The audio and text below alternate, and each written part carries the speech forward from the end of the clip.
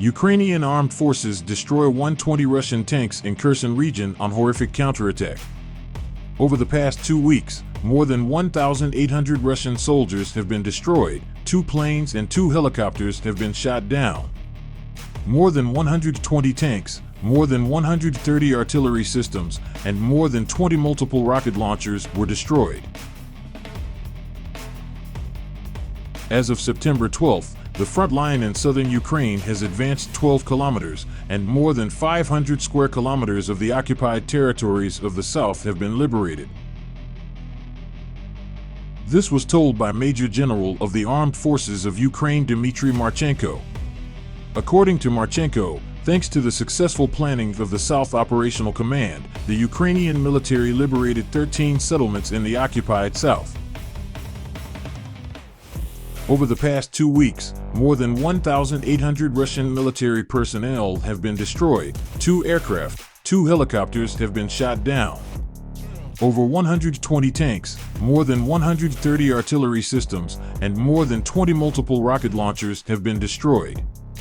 Thanks to modern technology provided to us by international partners, artillery strikes of the armed forces of Ukraine, bridges, 150 command posts of the Russian Federation, and about 70 bases where ammunition is stored were destroyed, he said. According to the report of the main intelligence directorate, there is confirmation that the Russian officers who command in the Kherson direction are morally very depressed. Russian forces have suffered heavy losses during a Ukrainian offensive aimed at recapturing territory in the southern region of Kherson, Ukraine's military said on Friday.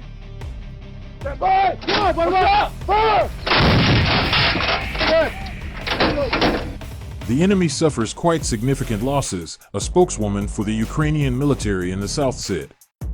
We continue to destroy the enemy in terms of its logistics, capabilities, capacities.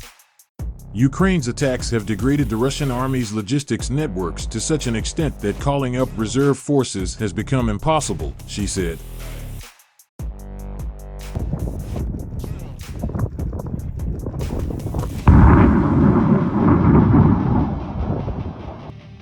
Fierce fighting continued to rage near the Zaporizhzhia nuclear plant, where several UN inspectors remained after Thursday's IAEA visit.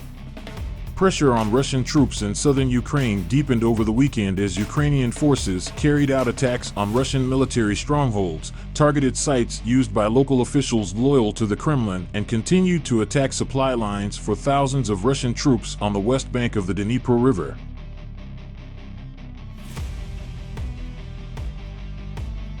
A missile attack in the Russian-held southern Ukrainian city of Kherson flattened a cotton factory used as a Russian base, Ukrainian officials said on Sunday, after receiving praise for the attack on the courthouse in the city center that serves as the headquarters of the Kremlin, the military administration supported. Another challenge to Russia's claims that they have complete control over the security situation in the city came late Saturday, when gunfire broke out in the city's streets and continued overnight, according to a video released by Russian military bloggers. Kherson remains the only regional capital in Ukraine captured by Moscow since the invasion.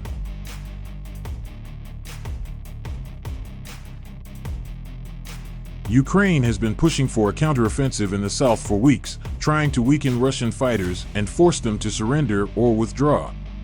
But unlike in the northeast, where Russian lines were thinly spread and quickly overwhelmed by Ukrainian blitzkrieg, Russian forces in the south had spent weeks preparing for the expected Ukrainian advance and had strengthened their position. U.S. Air Force analysts are sharing information about Russian air-launched missiles and other airborne threats with their Ukrainian counterparts in real time, the top American air commander in Europe said.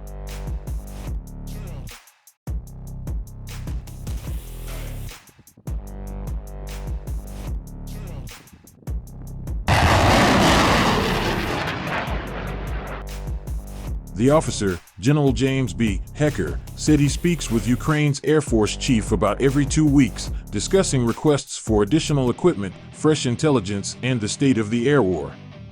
Top American aides consult with their Ukrainian counterparts more often, warning Ukrainian air commanders about missile or air defense threats as they materialize. We give them time-sensitive intelligence whenever it occurs, General Hecker said in an interview on Friday. If we see that there's a cruise missile that is launched, we'll pass that kind of information to them.